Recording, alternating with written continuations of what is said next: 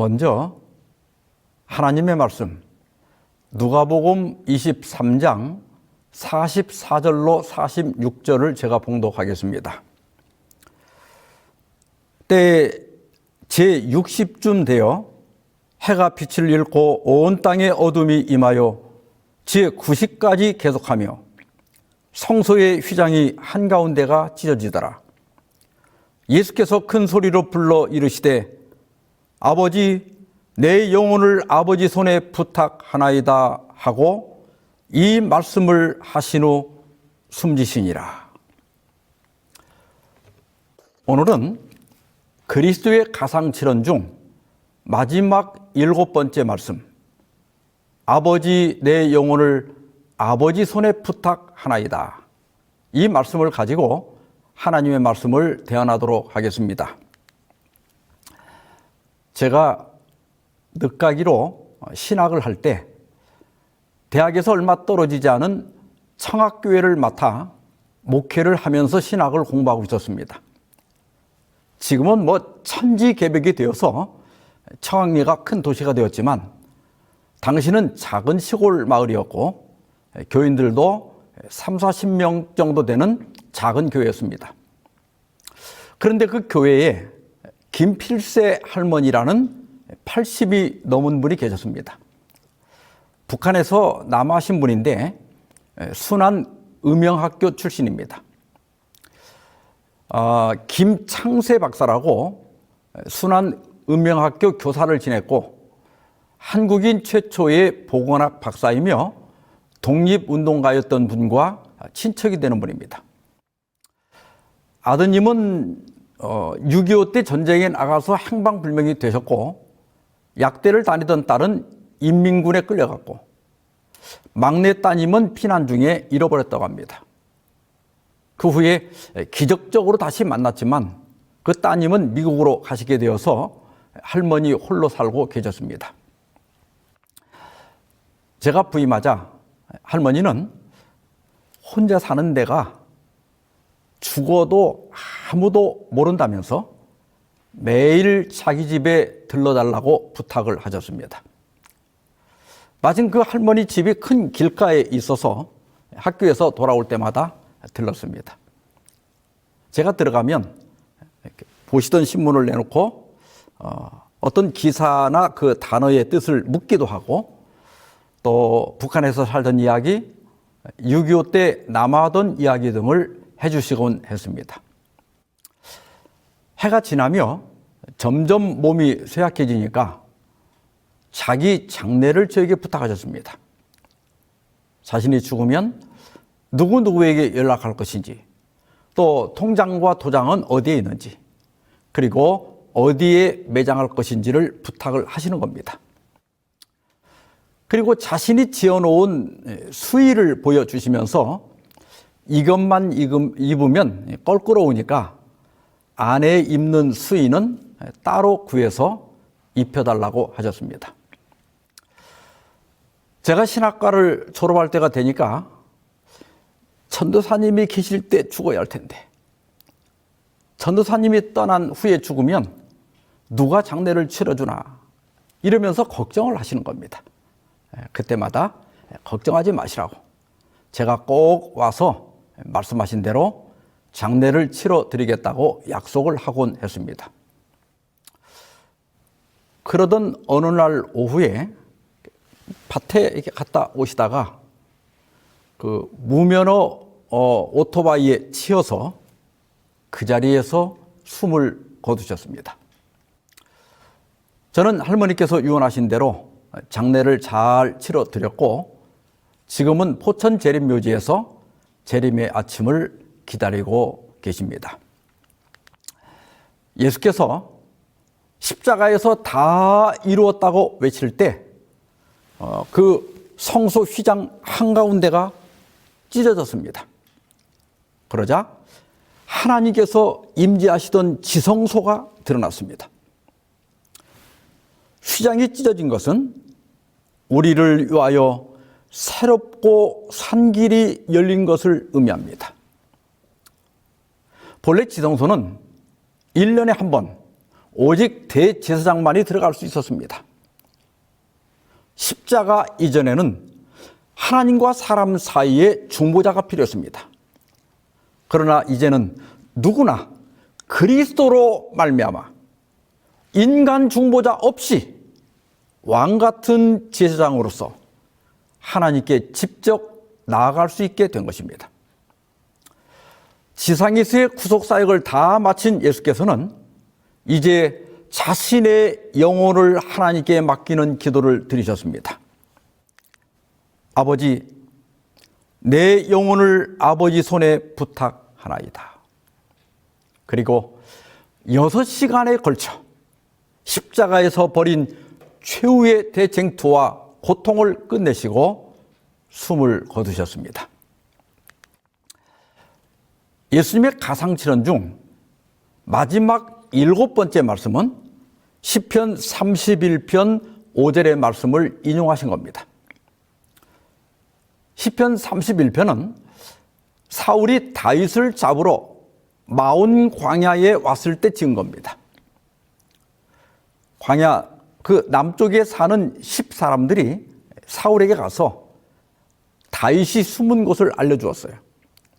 사울이 군대를 이끌고 다윗을 잡으러 왔습니다. 마온 근처에 바위 계곡이라고 불리는 이렇게 협곡이 있습니다. 사울은 그 계곡 반대편에서 도망하는 다윗 일행을 발견했지만 그 계곡이 워낙 깊어가지고 계곡을 가로질러 추격하는 것이 쉽지 않았습니다.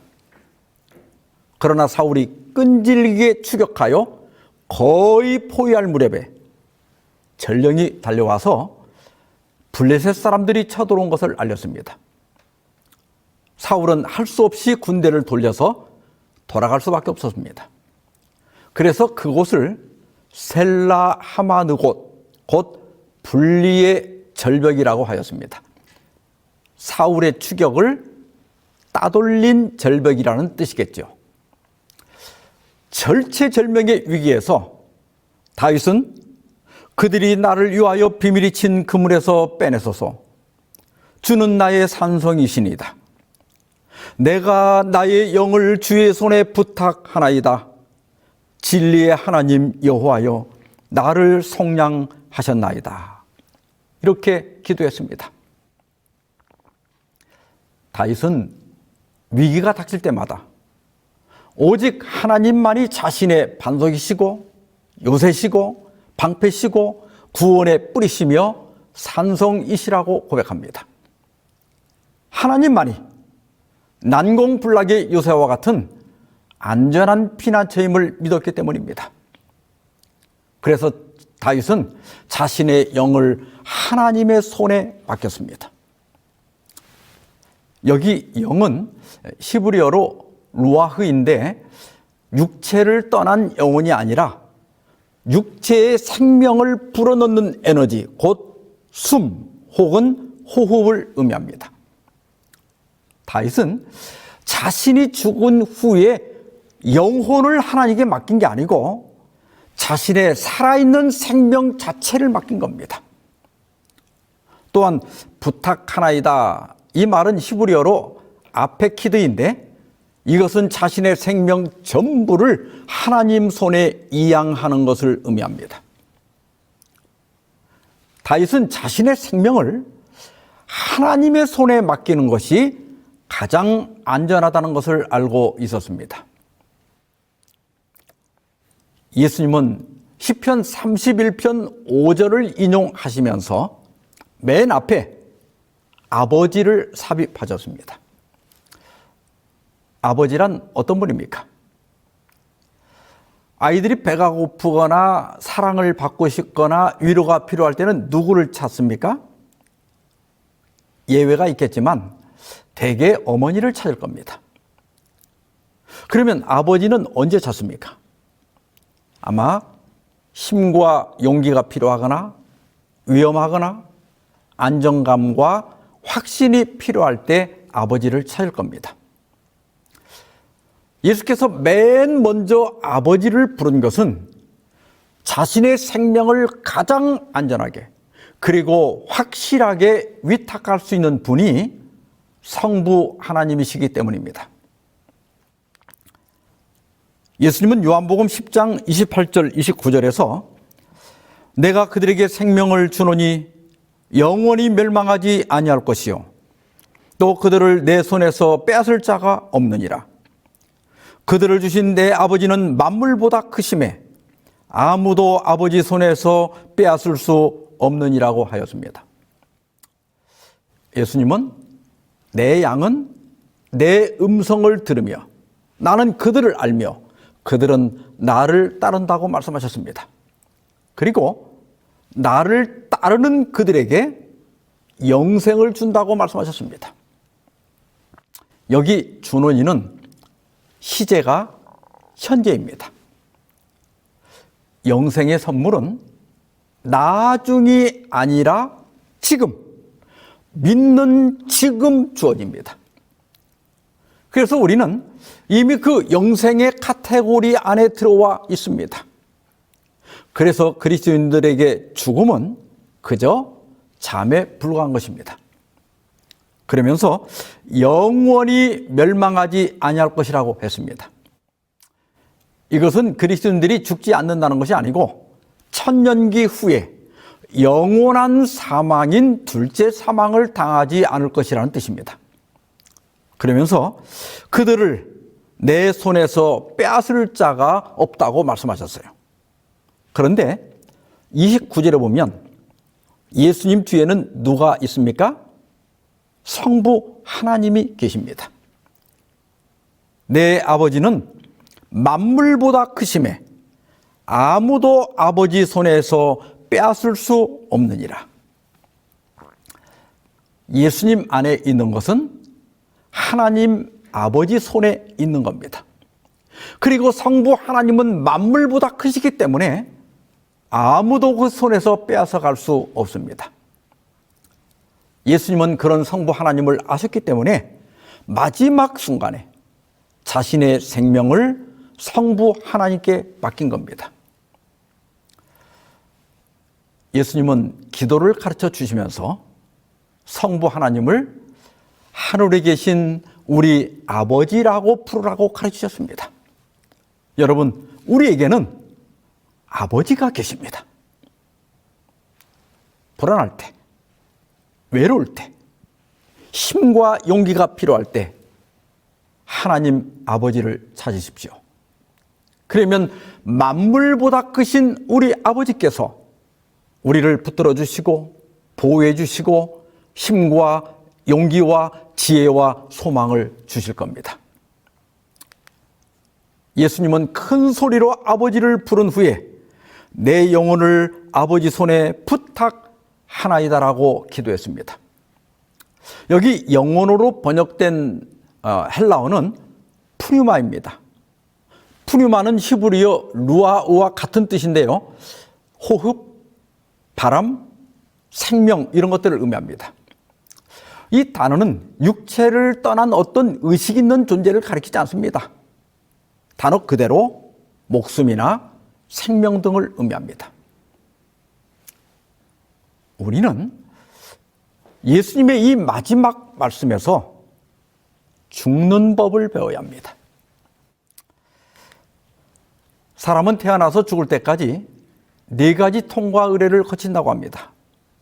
바로 관, 혼, 상, 제입니다. 사람이 자라 성인이 되면 관례, 성인식을 치릅니다. 그리고 배우자를 만나 혼례를 통하여 가정을 이룹니다. 그리고 늙어 죽으면 상례, 즉 장례를 치르게 됩니다. 그러나 상례로 끝나는 것이 아닙니다. 제례, 즉 제사가 남아 있습니다. 제사가 지금은 많이 간소화됐지만 본래는 고인이 돌아가신 날에 지내는 기제, 기일에 드리는 기제, 또 설날과 추석에 드리는 차례, 한식과 추석 때 산수해서 지내는 묘제가 있습니다. 요즘 제사는 고인을 추모하며 친족 간 화목을 도모하는 목적이 더 크지만 예전에는 죽은 영혼을 신앙하여 조상신을 숭배하고 복을 비는 의미에서 제사를 지냈습니다.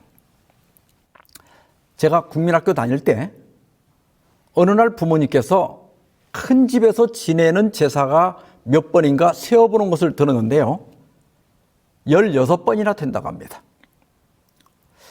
저희 아버님은 청년 때 재림신앙을 받으셨지만 할아버지 위세에 눌려서 그냥 제사에 참석했던 것 같습니다. 그러다가 같은 신앙을 하는 어머니를 만나서 결혼하시고 첫 제사에 참석하셨습니다. 어머니가 계셔서 그랬는지는 모르지만 아버지는 제사를 거절하셨습니다. 아주 대노하신 할아버지께서는 제사를 지내지 않는 자식은 내 자식이 아니다 이렇게 하시면서 내쫓았다고 합니다. 우리나라 유교 전통에서는 제삿날 조상신이 오셔서 차려놓은 음식을 드신다고 생각했습니다. 그래서 제사 지낼 때 보면 그 밥에다가 이렇게 숟가락을 꽂아 놓는 걸 볼 수 있습니다. 그러니까 저희 조상들은 자신의 사후를 후손들에게 의지하신 겁니다. 그런 입장에서 본다면 저희 할아버지가 섭섭해 하시고 화를 내는 것은 당연하다고 생각할 수도 있을 겁니다. 나라나 풍습 그리고 종교에 따라서 시신을 처리하는 방식이 다릅니다. 옛 이집트에서는 미라를 만들었고 보통 매장을 많이 하지만 화장, 수장, 풍장, 조장, 동굴장, 자연장 여러 방식이 있습니다. 최근에는 우주장도 한다고 합니다. 그 사람의 유골을 금속 상자에 넣어가지고 우주로 쏘아 올리는 겁니다. 그러면 그 유골 상자가 수년 동안 500에서 600km 상공을 이렇게 돌게 됩니다. 하늘에 별이 되는 거죠. 그러다가 대기권에 들어오면서 타서 사라지게 됩니다. 시신을 어떻게 처리하는가 하는 것은 대개 사후의 상태에 대한 믿음과 연관이 되어 있습니다. 전에 어떤 분이 그리스도인이 화장을 해도 되는지 물었습니다. 제가 매장을 하든 화장을 하든 사람이 죽어 티끌이 되어 흙으로 돌아가는 것은 똑같습니다. 단지 화장은 그 기간을 단축할 뿐입니다. 이렇게 답을 드렸습니다. 그러자 화장을 하면 몸이 어떻게 부활하느냐고 물었습니다. 누가복음 20장 37절 38절입니다. 죽은 자가 살아난다는 것은 모세도 가시떨기에 관한 글에서 주를 아브라함의 하나님이요 이삭의 하나님이요 야곱의 하나님이라 칭하였나니 하나님은 죽은 자의 하나님이 아니요 살아있는 자의 하나님이시라. 하나님에게는 모든 사람이 살았느니라 하시니. 부활을 믿지 않는 사두개인들에게 예수께서 답변하신 말씀입니다. 하나님께서는 나는 아브라함의 하나님이요 이삭의 하나님이요 야곱의 하나님이라고 현재형으로 말씀하셨습니다. 만일 아브라함과 이삭과 야곱이 죽어서 모든 것이 끝나버렸다면 결코 그들이 하나님이 될 수 없지요. 하나님은 그들이 현재 살아있는 것처럼 말씀하셨습니다. 어떻게 하나님에게는 모든 사람이 살아있는가? 요즘은 컴퓨터나 스마트폰을 많이 사용하시죠? 전원을 켜면 각종 앱들이 나타납니다. 우리는 그런 앱들을 사용해서 영상도 볼 수 있고 또 프레젠테이션도 할 수 있고 서로 정보도 교환하고 심지어 화상회의도 할 수 있습니다. 이런 앱들을 만드는 분들을 프로그래머라고 합니다. 프로그래머들은 자바스크립트나 또 파이썬 이런 프로그래밍 언어로 이런 앱들의 코드를 작성합니다. 이 코드만 기억하고 있으면 같은 앱을 언제든지 만들 수 있습니다. 하나님은 죽은 사람의 육체를 보관하는 것이 아니라 그 사람의 코드를 기억하십니다. 우리의 DNA, 유전자 정보와 품성의 코드만 가지고 있으면 흙의 원소들을 조합해가지고 생전에 내 몸을 재창조할 수 있는 겁니다. 내가 죽고 육체가 티끌이 되어 사라졌다 하더라도 하나님께서 내 코드를 기억하고 계신다면 나는 하나님께 여전히 살아있는 겁니다. 그래서 하나님에게는 모든 사람이 살아있는 겁니다. 따라서 우리가 죽을 때 우리의 육체가 아니라 우리의 코드를 하나님께 맡겨야 합니다. 이것을 신학적으로는 우리의 영혼을 하나님께 맡기는 겁니다. 하나님께서 우리의 코드, 우리의 영혼을 받으시고 기억하시면 하나님은 언제든지 우리를 재창조할 수 있습니다. 그래서 십자가의 우편 강도는 예수여 당신의 나라에 임하실 때 나를 기억하소서 하고 부탁했고, 또 스데반은 죽기 전에 주 예수여 내 영혼을 받으시옵소서라고 기도한 겁니다. 예수님도 숨지시기 전에 자신의 영혼을 성부 하나님 손에 부탁하셨습니다. 왜냐하면 성부 하나님은 만물보다 크시기 때문에 아무도 그 손에서 빼앗을 수가 없기 때문입니다. 예수님은 비록 십자가에 처형되었지만 그러나 적의 손에 넘어가 속절없이 죽으신 것이 아니라 하나님의 손안에 안전하게 돌아가셨습니다. 우리는 예수님의 이 마지막 말씀에서 우리의 소중한 영혼을 누구에게 맡겨야 할지를 배우게 됩니다. 보통 소중한 보물이나 돈은 금고나 은행에 보관합니다. 마찬가지로 우리의 가장 소중한 보물인 영혼을 아버지께 맡겨야 하는 겁니다. 사실 믿음이란 맡기는 겁니다. 시편 55편 22절 내 짐을 여호와께 맡기라. 그가 너를 붙드시고 의인의 유동함을 영원히 허락하지 아니하시리로다. 잠언 16장 3절 너의 행사를 여호와께 맡기라. 그리하면 내가 경영하는 것이 이루어지리라. 로마서 12장 19절 내 사랑하는 자들아 너희가 친히 원수를 갚지 말고 하나님의 진노하심에 맡기라. 기록되었으되 원수 갚는 것이 내게 있으니 내가 갚으리라고 주께서 말씀하시니라. 베드로전서 5장 7절입니다. 너희 염려를 다 주께 맡기라. 이는 그가 너희를 돌보심이라. 우리가 그리스도를 믿는다는 것은 우리의 영혼을 하나님께 맡기고 하나님의 구원을 신뢰하는 것입니다. 우리는 매일매일 우리의 영혼을 아버지 손에 맡기는 삶을 살아야 합니다. 인생에 무거운 짐이나 고민이 있습니까? 우리 주님께 맡기십시오. 주께서 붙들어 주시고 평안함을 주실 겁니다. 어떤 계획이 있습니까? 주께 맡기십시오. 주님께서 이루어 주실 겁니다. 누군가 괴롭히는 사람이 있습니까? 주께 맡기십시오. 주님께서 갚아 주실 겁니다. 염려가 있습니까? 주님께 맡기십시오. 주께서 돌보아 주실 겁니다. 자녀들에 대한 걱정이 있습니까? 주님께 맡기십시오. 주께서 잘 키워주실 겁니다. 신앙은 과정이 잘 되는 것이 아니라 결과가 잘 되는 겁니다. 비록 고통스럽고 혼란하고 지연된 것처럼 보여도 하나님을 믿고 맡기면 끝이 좋은 겁니다. 그리고 마지막 순간이 오면 예수님의 모분을 따라 아버지, 내 영혼을 아버지 손에 맡깁니다. 이렇게 기도하는 겁니다.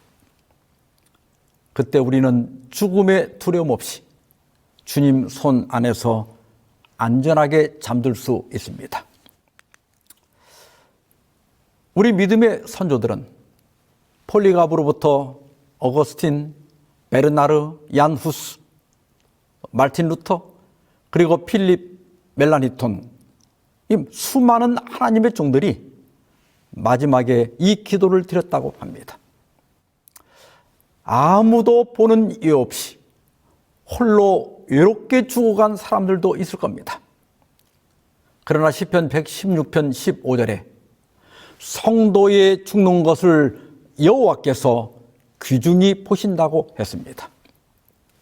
누구든지 그 영혼을 아버지께 맡긴 사람들은 기억하신 바 되고 마지막 날에 다시 부활할 것입니다.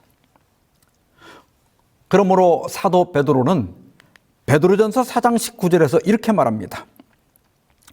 그러므로 하나님의 뜻대로 고난을 받는 자들은 또한 선을 행하는 가운데 그 영혼을 미쁘신 창조주께 의탁할지어다. 그리스도인들이 일상생활에서든지 고난과 시련 때에든지 마지막 운명의 순간에 평안을 유지하는 비결은 하나님을 신뢰하고 미쁘신 하나님, 신실하신 하나님께 내 영혼을 맡기는 겁니다. 스코틀랜드 출생의 세계적인 성서신학자요 설교가인 윌리엄 바클레이 목사는 이렇게 말했습니다.